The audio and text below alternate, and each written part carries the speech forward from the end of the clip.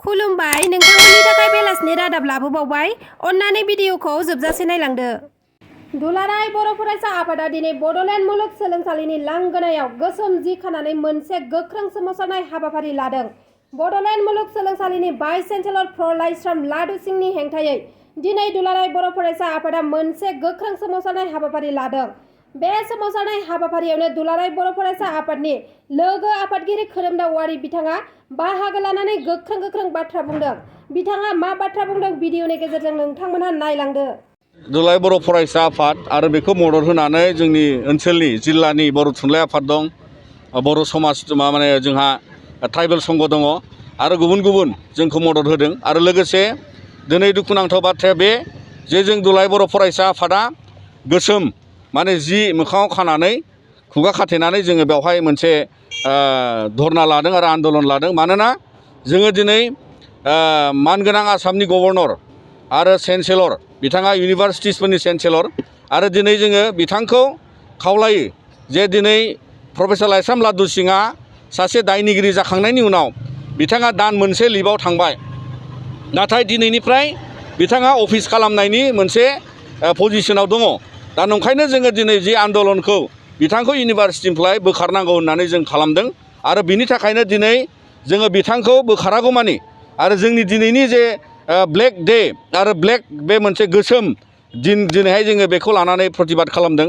मानोना जोङो लुबैयाखै जे जोंनि नैबे मोनसे जि गोजौ थाखो सोलोंथाइनि जे फसंथान, जाय फसंथाना बड'लेण्ड आरो लवार आसामाव मोनसे मान आरो सन्मानजों थानांगौ आरो बिनि थाखायनो बेयाव बिथाङा मोनसे भाइस चेन्सेलरनि पजिसनाव थानानै जिबादि कारापसनावहाय दिनै दायनिगिरि हिसाबै बिथाङा हमजानायखायनो बिथाङा हाइकर्टनिफ्राय बेल लानो गोनां जादों।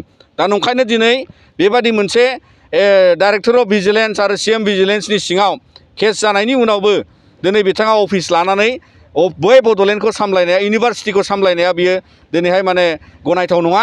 दा बिनि थाखायनो दुलाराय बर' फरायसा आफादा गाबोननिफ्राय आरो समफोर जेरावबो जोङो गाबोन चिरां जिल्लायाव माने मोनफ्रोमबो एफिलिएटेड कलेजाव बेबादि मोनसे धरना जागोन आरो बिनि हेंथायै जोङो गसंगोन। आरो दिनै जोङो आसामनि मानगोनां चिफ मिनिस्टार आरो मानगोनां इडुकेसन मिनिस्टार बिथांमोनखौ जों खावलायो जाहाथे बिथांमोना बेवहाय थाबैनो माने बे डिसिसनखौ लानानै बिथांमोना माखासे गनायथाव डिसिसन होनांगौ आरो गोदान भाइस चेन्सेलर थिसननायनि थाखाय थाबैनो राहा लानांगौ, बे जोंनि खावलायनाय। आरो जों मिथिनो मोन्दों जे बड'लेण्ड इउनिभारसिटियाव मुलुगसोलोंसालियाव बेवहाय नैबे दान एबा सोलिबाय थानाय नैबे बोसोरनि गेजेराव बेवहाय नाक भिजिट जागोन। दा बेवहाय नाक एसेसमेन्टनि थाखायनो बेवहाय दिनैहाय मोनसे थासारि थानांगौ। आरो दिनै जों नुदों जे बेबादि सासे एक्युज्ड आरो दायनिगिरि सासे भाइस चेन्सेलरा बे बड'लेण्ड इउनिभारसिटियाव भाइस चेन्सेलर हिसाबै थानाय समाव जुदि नाक भिजिट जायोबा बेयो बड'लेण्ड इउनिभारसिटिनि थाखाय लासिं जागोन। मानोना बिनिफ्राय जोङो मोजां मोनसे फिननाय मोननाय नङा। मानोना जाय बिथाङा हेड, बिथाङानो जुदि कारापसन केसाव दिनैहाय बिथाङा दायनिगिरि जानानै दङ आरो बिनि थाखायनो दिनै जोङो बे खोथाखौ स्पस्ट जे दुलाराय बर' फरायसा आफादनिफ्राय जे आरो जाय माने भाइस चेन्सेलरखौ एगेन्स्टै आरो जि तदन्त खालामनो थाखाय दिनै गभर्नर बिथाङाबो मोनसे कमिटि बहायदोंमोन। नाथाय जों मिथिगौ जे जाय केसा उनाव बियो प्रिजुडिस मेटार जाबाय आरो क्रिमिनेल इनभेस्टिगेसन जाबाय, जायजोंहाय बिथाङा कारापसन केसाव बिथाङा हमजानायनि थाखाय बेल लानो गोनां जाबाय। दा बिनि एगेन्स्टै बा बेखौ नायनानै जाय बिथांमोना इन्डिपेन्डेन्ट आरो माखासे इनकुवारि बहायनाया बियो माने जुक्तिपुर्ण नङा आरो दिनै बिथांमोना रिपर्ट होनो हायाखै। मानोना बावहाय माने माखासे जुक्ति गैया। जुक्तिया जाबाय मोनसे अलरेडि क्रिमिनेल केस जाखानायखौ जुदि बबेबा मोनसे सानै साथाम मानसिनि कमिटिया बेखौहाय तदन्त खालामनानै बाहाय मा बिसार खालामगोन बेयो गनायथाव नङा। मानोना नैबे केसा कमप्लिटलि क्रिमिनेल केस थांखाबाय, जायखौ माने director of vigilance and anti corruption आरो लोगोसे CM स्पेसियेल भिजिलेन्सआ बिनि सायाव बिजिरगासिनो दङ। दा नंखायनो जोङो बे एक्सन लाजानायखौ लुबैदों आरो दिनै दुलाराय बर' फरायसा आफादनिफ्राय जों स्पस्ट खालामो जे बिथांखौ जि अफिस खालामनाय आरो बिथाङा जे थाबैनो बिथांखौ बे अफिसनिफ्राय बोखारफिननांगौ आरो बिथाङा बिनिफ्राय रिमुभ जानांगौ आरो अराय समनि थाखाय बिथांखौ बड'लेण्ड इउनिभारसिटिनि भाइस चेन्सेलरनि बिबाननिफ्राय होखारनांगौ आरो बेखौ बोखारनानै दोननांगौ। जोङो दिनै जिबादि मोनसे ब्लेक प्रटेस्ट खालामबाय आरो बिनि गाबोन जोङो चिराङाव खालामगोन कलेज एफिलिएटेड कलेजाव।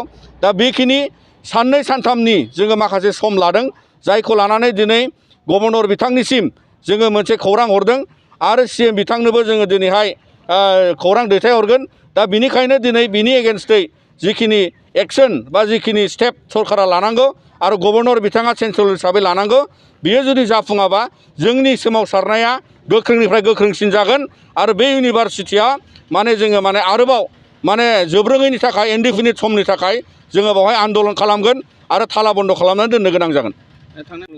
बे जाहैबाय मोनसे इनभेस्टिगेसनाव एन्टि कारापसन आरोबाव डाइरेक्टर अफ भिजिलेन्सनि गेजेरजों बिथाङा इनभेस्टिगेसनाव दंखायो। दा नंखायनो जों सानो जे अनरेबल गभर्नर साहाबा चेन्सेलर साहाबा दायनिगिरिब्ला साजा होगोन होननाया बिथाङाबो साजा होनो हाया। नाथाय बिथाङा चेन्सेलर हिसाबै बियो दायनि गेजेराव लोब्बा जाना थानाय आरो बिथाङा एक्युज जानायखाय बेखौ बोखारनो हायो। दा नंखायनो जों बेखौ खावलायदों आरो बिथाङा दायनिगिरिब्ला दिनैहाय दायनिगिरिखौ माने कर्टआव लांनानै साजा मोनगोन बेखौ जों मिथियो। नाथाय कर्टनिफ्राय बिथाङा बेल लानानै थादों आरो बिनि थाखायनो बिथांखौ चेन्सेलर साहाबा बियो अलरेडि गिल्टि जानानै दङ। जाय केसनि एगेन्स्टै बिथाङा दिनैहाय माने हाइकर्टआव बेल लानांदों। दा बिनिखायनो चेन्सेलर साहाबखौ जों खावलायो माने Gulab Chand खाटारिया governor honourable governor साहाबखौ जों खावलायो जाहाथे बिथाङा बेखौ इउनिभारसिटिनिफ्राय बोखारनांगौ आरो बड'लेण्ड इउनिभारसिटिनि मान सन्मानखौ बासायनानै लाखिनांगौ। नोंथांमोना भिडिअखौ नायजोबलांनायनि थाखाय रोजा रोजा साबायखर थाबाय आरो जुदि नोंथांमोना आंनि भिडिअखौ नायनानै मोजां मोनदोंब्ला लाइक शेयार साबस्क्राइब खालामनानै हो जाहाथे आं नोंथांमोननिसिम गोदान गोदान भिडिअनि आपडेट लाबोबाय थानो हायो। एसेनोसै, गोजोन्थों।